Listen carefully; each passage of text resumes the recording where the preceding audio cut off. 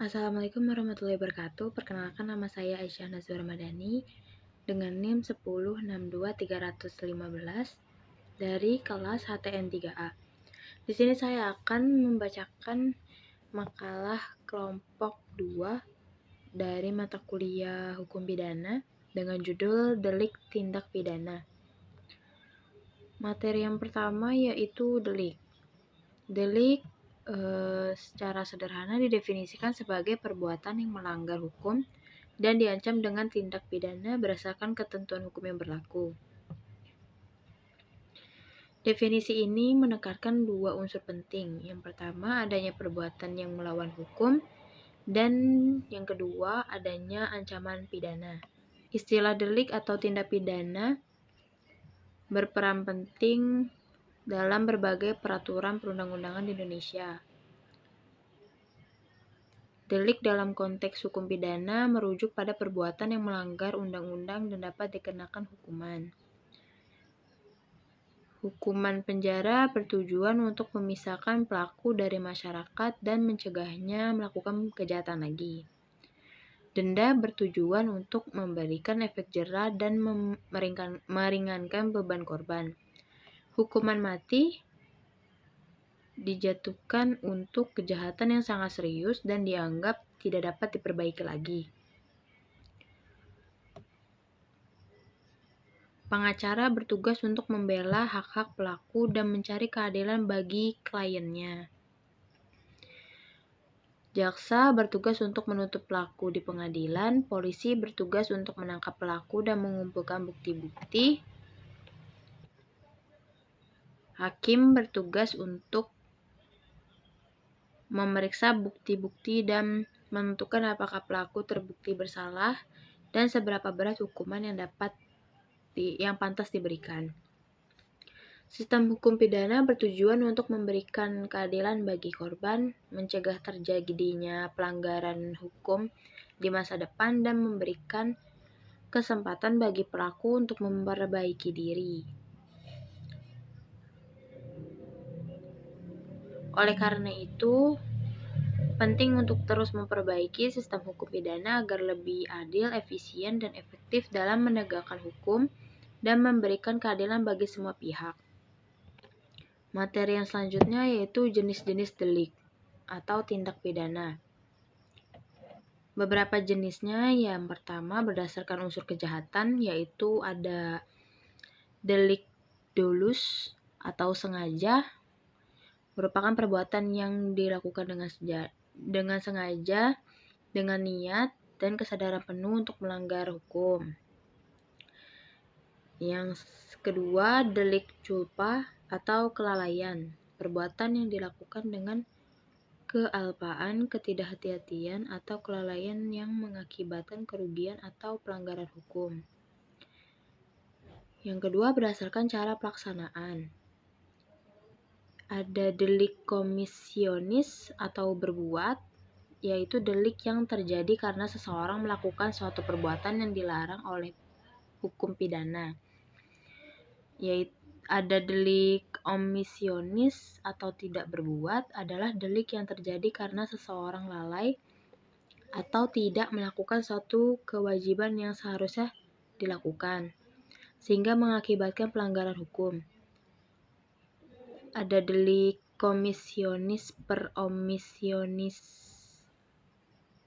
merupakan kombinasi dari delik komisionis dan omisionis, di mana seseorang melakukan perbuatan yang dilarang dan juga lalai dalam melakukan kewajibannya.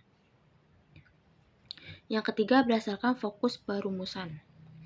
Ada delik material, berfokus pada akibat yang ditimbulkan oleh perbuatan, dan ada delik formal, berfokus pada perbuatan yang dilakukan terlepas dari akibatnya. Yang keempat, berdasarkan jumlah perbuatan. Ada delik mandiri, yaitu delik yang terdiri atas suatu perbuatan. Ada delik mandiri, yaitu delik yang terdiri atas satu perbuatan tertentu. Dan delik berlanjut adalah delik yang terdiri atas beberapa perbuatan yang berlanjut. Yang kelima, berdasarkan waktu pelaksanaan.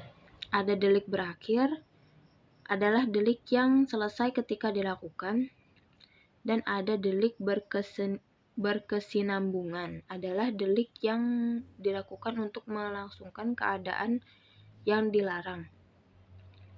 Yang keenam, berdasarkan kompleksitas. Ada delik tunggal, yaitu delik yang selesai dengan satu kelakuan. Dan ada delik majemuk, adalah delik yang terdiri atas satu atau lebih perbuatan yang dipersatukan. Yang ketujuh, berdasarkan tingkat keparahan. Ada delik biasa, yaitu delik yang bukan delik pengaduan dan penuntutan, tidak perlu adanya pengaduan. Yang kedua, ada delik yang mempunyai bentuk pokok disertai unsur yang memberatkan. Delik ini biasanya disertai dengan unsur pemberatan sehingga hukumannya lebih berat. Dan ada delik yang mempunyai bentuk pokok disertai unsur yang meringankan. Delik yang biasanya disertakan dengan unsur yang meringankan sehingga hukumannya lebih ringan. Yang kedelapan, berdasarkan motif. Ada delik politik, delik yang dilakukan dengan motif politik. Ada delik ekonomi, delik yang dilakukan dengan motif ekonomi. Ada delik ideologis, ada delik yang dilakukan dengan motif ideologis. Yang kesembilan, berdasarkan pelaku. Ada delik perorangan, dilakukan oleh satu orang, dan delik kelompok, dilakukan oleh lebih dari satu orang. Yang ke-10, berdasarkan mekanisme penuntutan. Ada delik aduan, delik yang penuntutannya hanya dapat dilakukan jika ada pengaduan dari korban.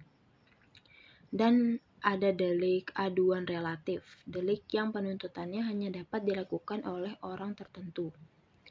Yang ke-11, berdasarkan kualitas pelaku. Ada delik propria, delik yang hanya dapat dilakukan oleh orang tertentu karena suatu kualitas.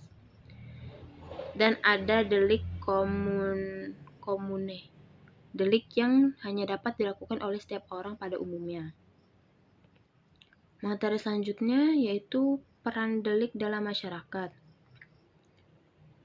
Meskipun tujuan utamanya adalah untuk melindungi masyarakat dari kejahatan, dampak delik tidak hanya terbatas pada aspek hukum, tetapi juga merambah ke berbagai aspek kehidupan sosial, ekonomi, dan psikologis. Beberapa peran pentingnya, yang pertama, rasa ketidakamanan. Yang kedua, gangguan kualitas hidup. Yang ketiga, ancaman keadilan sosial. Yang keempat, dampak ekonomi. Kesimpulannya, delik didefinisikan sebagai suatu perbuatan yang melanggar hukum dan diancam dengan pidana berdasarkan ketentuan hukum yang berlaku. Delik diklasifikasikan berdasarkan berbagai kriteria seperti jenis kesalahan, cara pelaksanaan, objek hukum, tingkat keparahan, sifat, dan mekanisme penuntutan. Dampak serius yang ditimbulkan oleh delik terhadap masyarakat. Secara keseluruhan, delik memiliki peran yang kompleks dan berdampak besar dalam masyarakat, sehingga sangat penting untuk menjaga keamanan dan keadilan. Sekian materi yang dapat saya sampaikan, kurang lebihnya mohon maaf. Wassalamualaikum warahmatullahi wabarakatuh.